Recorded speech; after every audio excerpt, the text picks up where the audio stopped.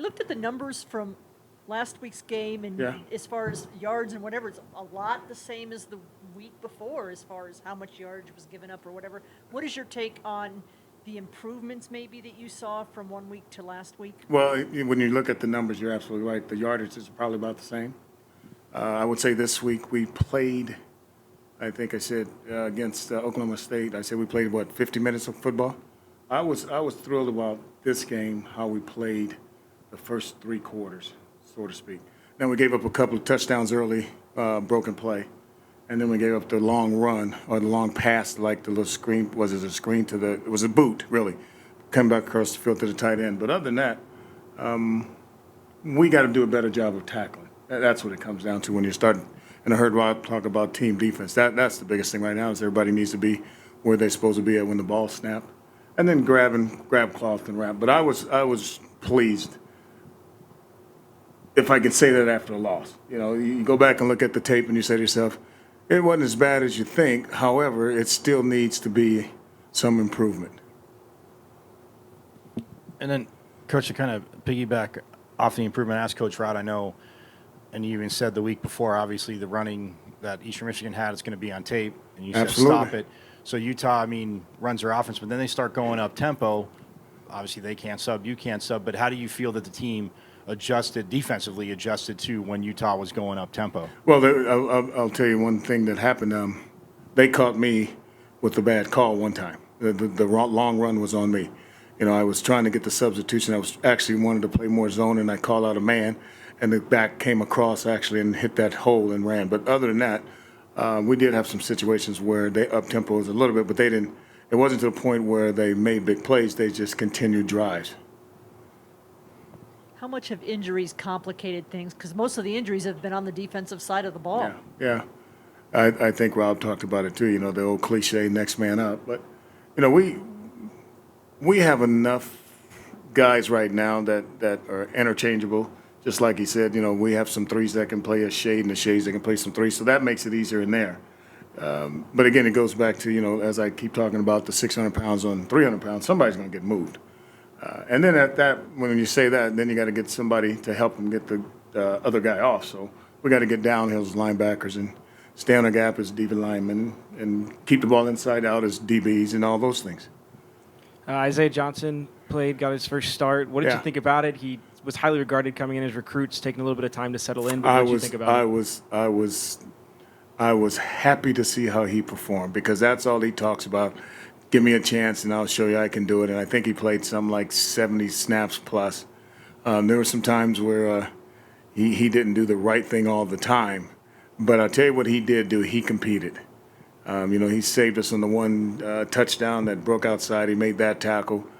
And he made a couple other tackles that you knew that most DBs doesn't want to make. He faced a guy up and made a tackle. So I was thrilled to see his performance, and I'm sure he was too. And to follow up on that, what have you seen from him in terms of just his improvement since he's come into Arizona State and just what's allowed him to play like he did yesterday? I think I've seen a little bit of maturity. He came in with a little chip on his shoulder, obviously. He had some other personal issues that he had to deal with. But overall, having the opportunity to get on the field is one of the things he's always talked about. And as we keep telling him, you got to do everything right to make sure that once you get on the field, you can concentrate and move on. So I think there's been some maturity in it since he's been here, and the confidence usually comes through practice. So they've got some wide receiver dudes. The Addison kid is obviously pretty good. Yeah. How about the challenge that those guys present?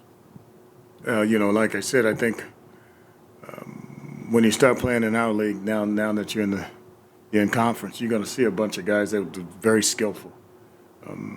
They went and got a couple of guys from the portal, obviously, that makes their team a little bit better. They brought some guys from Oklahoma with him, number 4, and then they also got the kid Addison from Pittsburgh. So it's going to be a challenge. We're going to have to do some things to slow them down a little bit. We can't just let them run up the field because if they just run off the field and use their speed, it could be a long day.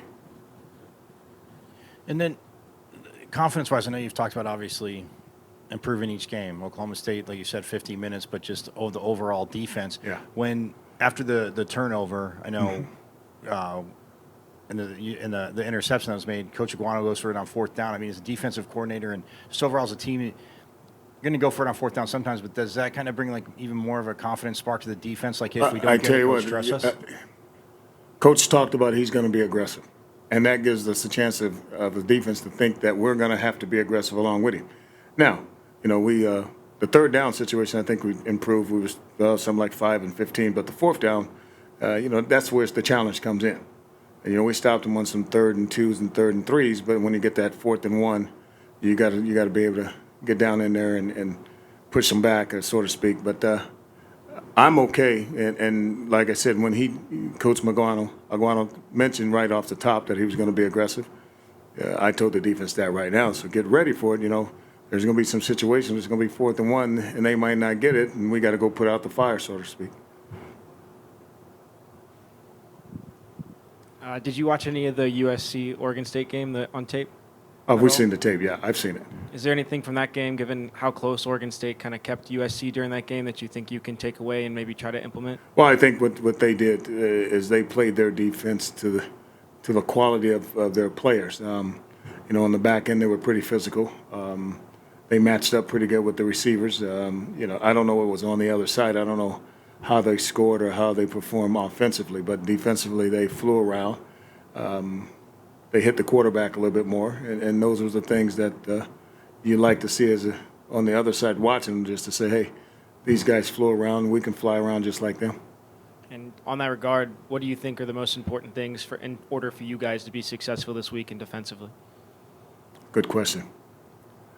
I'm always going to talk about playing team defense, and meaning, everybody needs to know where to fit the run. Like I was talking about, when they have 700 pounds on 300 pounds, somebody's going to get moved. But when you say that, you still got to have a linebacker to come down and take the double team off. Also, once the linebacker comes down and take the double team off, you got to have a safety or DB there keeping everything inside and in front. And then you got to have a safety running in the alley. So it's going to be team defense. Yes, ma'am. Okay. Coach Iguano talked about the team dinner that he hosted, just Yeah. being new head coach, Yeah. first time on the road for Iguano. Is there any specific things that he's arranged for the team, like team dinners or something like that? Well, I think for what he did this Sunday was pretty unique, and obviously he's been doing that a while. What he did is he invited all the teams, the husbands and wives of the coaches and their families, and what we had is every player, for instance, we might have had a long table right here that said DBs. So that table sat there with the coaches and their families, and we tried not to talk about football, which was good.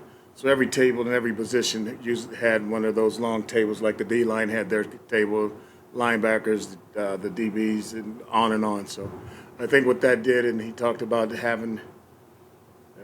making sure that the players see what the coaches do besides coach football, and see what the coaches' families are all about. Because when it's all said and done, it's about family, and that's what he's all about.